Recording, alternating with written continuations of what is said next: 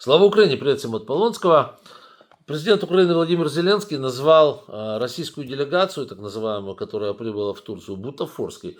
Ну, реально, состав, я не знаю, кого они там взяли, слесаря, третьего помощника, второго дворника, кочегара, еще кого-то. То есть состав тех людей, которые туда приехали в Стамбул, он, ну, вот им навстречу нужно было выставить бабу Груню, уборщицу из Верховной Рады. Как раз они бы между собой на понятном им языке поговорили бы, может, к чему-то пришли бы. То есть с ними там разговаривать абсолютно нечем, это не о чем. Это не те люди, которые принимают хотя бы какие-то маломальски серьезные решения. То есть это фигня. То есть абсолютно очевидно, что Путин бойкотирует эти переговоры и, ну, надо принимать Европе, Штатам, надо принимать какие-то решения. Вот. И как раз по Штатам у меня сейчас и вопрос. Я уже, в принципе, раскритиковал Трампа, второй раз это делать не буду, по поводу того, как он равнодушно, скажем так, отнесся к Путину за то, что Путин не приехал на переговоры, просто продинамил, да? Но тут игра может быть более сложной. Дело в том, что нельзя рассматривать вот эти переговоры в Турции полностью в отрыве от переговоров в Иране, которые сейчас проходят, ну не в Иране, а по Ирану проходят в Омане. И вот тут самое интересное, смотрите, о чем идет речь. Дело в том, что там похоже, что Штаты с Ираном пришли наконец-то к определенной точке соприкосновения, и, судя по всему, они могут, как говорит Трамп, заключить сделку. И вот это уже интересно. Вкратце, сделка может заключаться в том, что Иран передаст свой высокообогащенный уран третьей стороне какой-то, окей, и подписывает декларацию о том, что не будет обогащать уран до, скажем так, до уровней, которые применимы в оружии, а будет его обогащать только до уровня, который применим, ну вот, на атомных электростанциях и так далее. Понятно, да? В гражданских технологиях. Вот. Ага. Но, а что Иран за это хочет? И вот тут, кстати, интересно. Иран за это хочет снятие санкций. Самое главное, что хочет Иран, это разрешение на свободную торговлю нефтью. Вот это самое главное, что они хотят.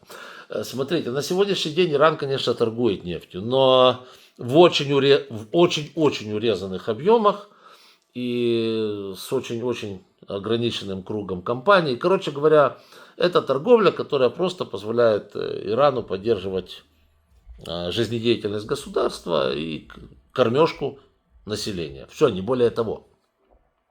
Если же они таки, да, подпишут, а я смотрю так, что они уже с двух сторон как бы приблизились к вот этой вот точке, когда они подпишут это и заключат сделку, как любит говорить Трамп, то в этом случае очень быстро огромное количество иранской нефти хлюпнет на рынок. Просто гигантское количество иранской нефти хлюпнет на рынок. Это уже интересно.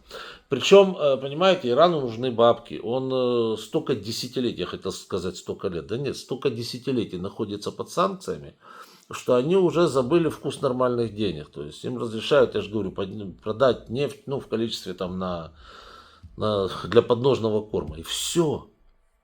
Угу. А теперь, получается, им, если вот все будет нормально, и они действительно это договорятся, им разрешат продавать нефть в неограниченное количество, их никакими обязательствами Иран особо-то не связан, и связан не будет, потому что им нужны срочно бабки, им нужны бабки, чтобы как-то восстанавливать экономику. И очень быстро, потому что вдруг завтра опять впендюрят санкции. Упс, да. И им нужно очень быстро это все дело восстанавливать.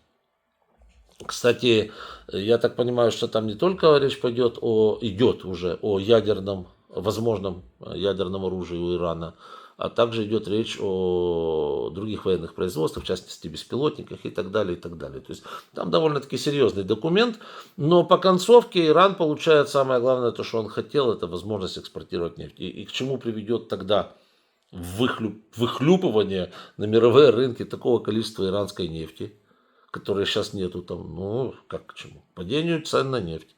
А кто у нас, какая страна у нас на 100% зависит от уровня цен на нефть? Россия. Вот и понимаете, как хотите, что называется, да. То есть, в принципе, вот эта вот потенциальная сделка между США и Ираном крайне невыгодна России. Вообще невыгодна.